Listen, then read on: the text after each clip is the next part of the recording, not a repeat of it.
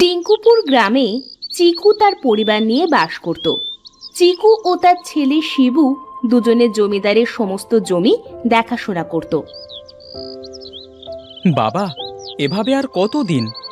জমিদার মশাইয়ের সমস্ত জমি আমরা দুজন দেখাশোনা করি, কিন্তু জমিদার মশাই তো আমাদের সঠিকভাবে মাইনে দেয় না।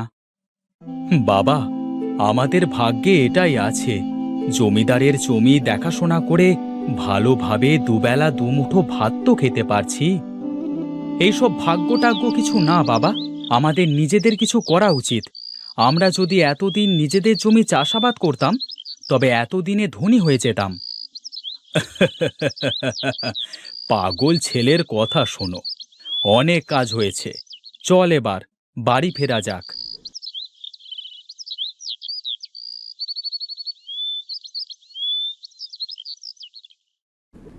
তারা বাবা ছেলে মাঠের কাজ শেষ করে বাড়িতে এলো। বাড়ি এসে দেখে চিকুর বউ মুখ ভার করে বারান্দায় বসে আছে। গিন্নি, ও গিন্নি, তোমার আবার কি হলো? এই মুখটা এমন বাংলার পাঁচের মতো করে আছো কেন? তা পেঁচার মতো করবো না? এতদিন ধরে জমিদার বাড়িতে কাজ করছো, সামান্য একটা সোনার হার গড়ে দিতে পারলে না?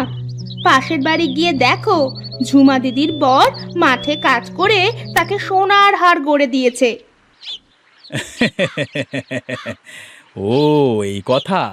ঠিক আছে ঠিক আছে, আমার আর শিবুর এই মাসের মাইনেটা পেলে তোমাকে একখানা সোনার হার গড়ে দেব, কেমন?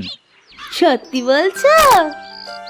হ্যাঁ গিন্নি, হ্যাঁ, সত্যি বলছি। এবার যাও তো, কিছু খেতে দাও। দাঁড়াও, পরে খাবে, আগে আমার কথাটা শোনো। তুই আবার কি বায়না করবি? বাবা জানো, রুনা, লুবা, সীমা ওরা সবাই না ওদের ছাদে সবজি চাষ করেছে। ভাইয়া, আমাকেও ছাদটা ঠিক করে দে না, আমিও ছাদে সবজি চাষ করব। শোনো পেতনির কথা, ছাদে সবজি চাষ করতে গেলে জানিস কত মাটি ওঠানো লাগবে? আর না করিস না বাবা, এরা মা মেয়ে আমাদের আর আস্ত রাখবে না। কারোর সোনা চাই তো কারোর সবজি বাগান। আচ্ছা আচ্ছা মা, যা, কালকে এই ছাদে মাটি তুলে তোকে সবজি বাগান করে দেব।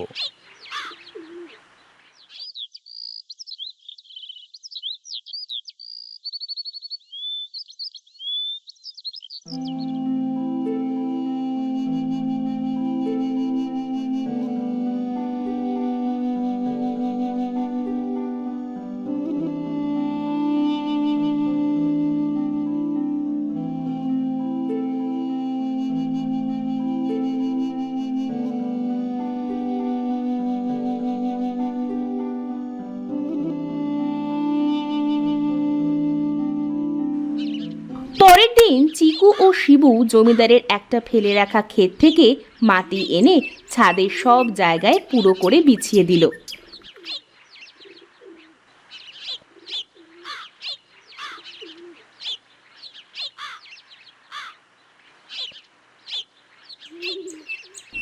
ধন্যবাদ ভাইয়া, আমি কালই হাট থেকে সবজির বীজ এনে সারা ছাদে ছড়িয়ে দিব।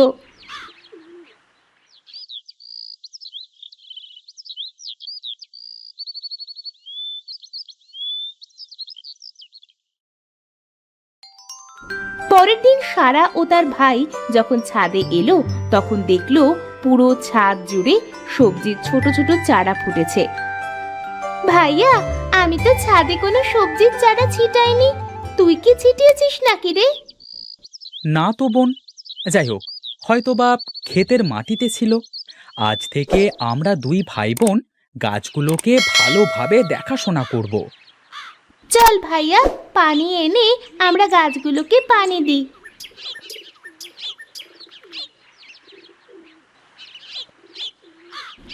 এভাবে সারা ও শিবু প্রতিদিন গাছগুলোকে খুব পরিচর্যা করত।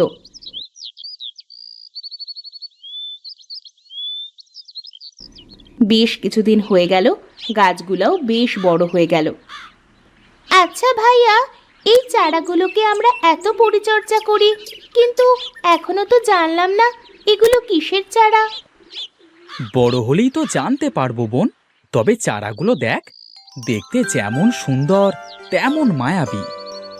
হ্যাঁ ভাইয়া, এখান থেকে একটা পাতা ছিঁড়লেও যেন আমার খুব কষ্ট হয়।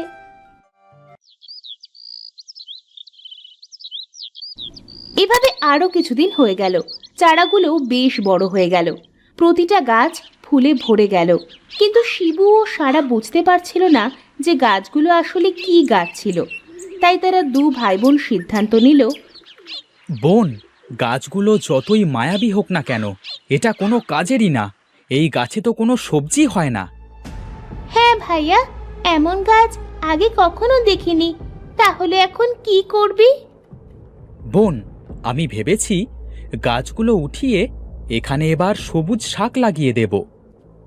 আচ্ছা দাঁড়া, তাহলে আমি একটা গাছ তুলে দেখি আসলে এটা কিসের গাছ। সারা একটা গাছ উপরতেই দেখলো গাছের প্রতিটা শিকড়ে সোনার মুদ্রাতে ভরা। ভাইয়া ভাইয়া, এদিকে এসে দেখ, আমি যেটা দেখছি তুইও কি সেটাই দেখছিস নাকি? সোনা! আরে আমাদের ছাদে সোনার চাষ হয়েছে, সোনা! ভাইয়া আস্তে আস্তে কথা বল, কেউ শুনে ফেলবে, আর শুনলে আমাদের সোনাগুলো চুরি হয়ে যাবে। তাদের কথার ভেতরে গাছের শেকড়ে থাকা সবগুলো স্বর্ণের মুদ্রা বড় বড় লাল পিঁপড়েতে পরিণত হয়ে গেল। তারা চক্রাকারে ঘুরে সবাই এক পাশে দাঁড়িয়ে পিঁপড়াদের রাজার বেরিয়ে আসার জন্য জায়গা করে দিল। তোমাদের ধন্যবাদ যে তোমরা তোমাদের ছাদে সোনার চাষ করেছো। তবে এই সোনা তোমরা তত সময় পাবে না যত সময় না প্রকৃতি কন্যার ঘুম ভাঙাতে পারো। প্রকৃতি কন্যা? সে কেন ঘুমিয়ে আছে? আর আমরা তাকে কিভাবে জাগাবো? তোমরা এই মাটি যে জমি থেকে এনেছো, সেই জমির নিচে প্রকৃতি কন্যার প্রাসাদ আছে। আর সেখানে ও ঘুমিয়ে আছে অনেক বছর ধরে। প্রতি মাঝরাতে সেই প্রাসাদটি মাটির ওপরে উঠে আসে। এবার বুঝেছি, এই জন্যই ওই জমিতে কোনো ফসল চাষ হয় না। হ্যাঁ, এতদিন তো এটার অপেক্ষাতেই ছিলাম যেন কেউ ওই জমির মাটিটা কাটে আর প্রকৃতি কন্যারও ঘুম ভাঙাক। কিন্তু এই প্রকৃতি কন্যার রহস্যটা কি? শোনো তাহলে। প্রকৃতি কন্যার ছিল সৎ মা। প্রকৃতি কন্যার বাবাও হঠাৎ মারা যায়। প্রকৃতি কন্যার বাবা চাইতো প্রকৃতির রাজত্ব যেন তার মেয়ে করে, কিন্তু প্রকৃতি কন্যার মা ছিল এতে অখুশি।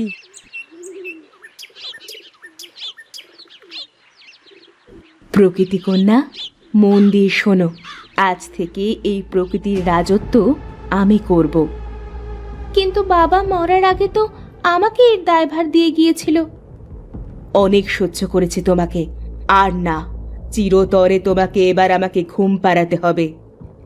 তখন মা প্রকৃতি তার জাদু শক্তি দিয়ে প্রকৃতি কন্যাকে ঘুম পাড়িয়ে দেয়। এর কিছুদিন পরে মা প্রকৃতিও মারা যায়।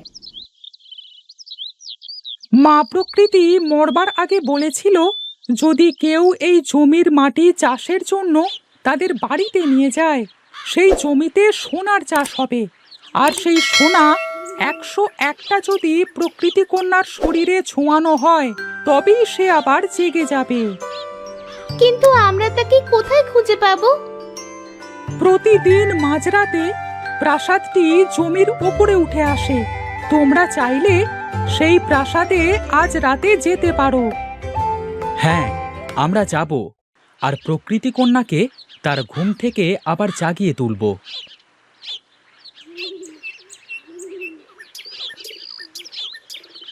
সেদিন রাতে শিবু ও সারা সেই প্রাসাদের অপেক্ষাতে দাঁড়িয়ে রইল। রাত যত গভীর হলো, তখন জমির ওপরে আলোর ঝলকানি একটা প্রাসাদ ঠেলে উঠল। ভাইয়া, ওই দেখ সেই প্রাসাদটা। দেখ ভাইয়া, দেখতে কত সুন্দর। হ্যাঁ বোন, তাড়াতাড়ি চল, না হলে প্রাসাদটা আবার গায়েব হয়ে যাবে। 101টা সোনার মুদ্রা ঠিক করে গুনেছিস তো? হ্যাঁ ভাইয়া, চল এবার।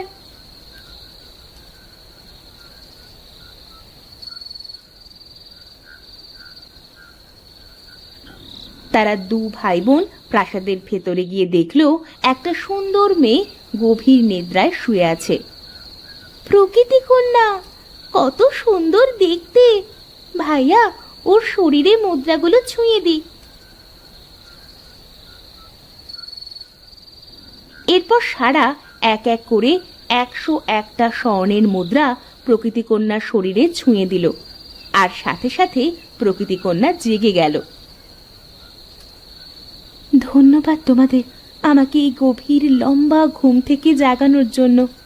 আমি ঘুমিয়েছিলাম ঠিকই, কিন্তু আমি সবকিছু অনুভব করতে পারতাম। তোমরা দু ভাই বোন অনেক ভালো। ধন্যবাদ প্রকৃতি কন্যা। তোমাদের ছাদে যে সোনার গাছগুলো আছে সেগুলো আজ থেকে তোমাদের। তোমরা আজ থেকে সোনার চাষ করবে। সোনার গাছের যে ফুল হবে তা দিয়ে বীজ তৈরি করে চারা বানিয়ে তা লাগিয়ে দেবে। প্রতি গাছের শেকড়ে সোনায় ভরপুর হবে। ধন্যবাদ প্রকৃতি কন্যা, তোমাকে অনেক ধন্যবাদ।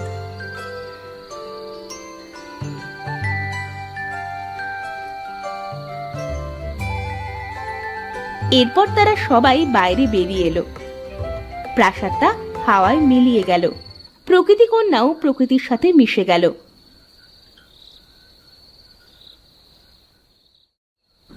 আর তারা দু ভাই বোন বাড়ি এসে তাদের বাবা মার সাথে সবকিছু খুলে বলল। সত্যি বলছিস তোরা? ওগো, এবার আমাকে একটা সোনার হার কিন্তু গড়েই দিবে। কি যে আনন্দ লাগছে, আমাদের ছাদে সোনা চাষ। গিন্নি, একটা নয়, তোমাকে আমি এবার পায়ের থেকে শুরু করে মাথা পর্যন্ত সব সোনা দেব। বাবা, এবার থেকে আমরা ছাদে সোনার চাষ করব। জমিদার বাড়িতে আর গাধার খাটুনি খাটবো না। হ্যাঁ বাবা, ঠিক বলেছিস। এবার সোনা চাষটা মনোযোগ দিয়ে করব।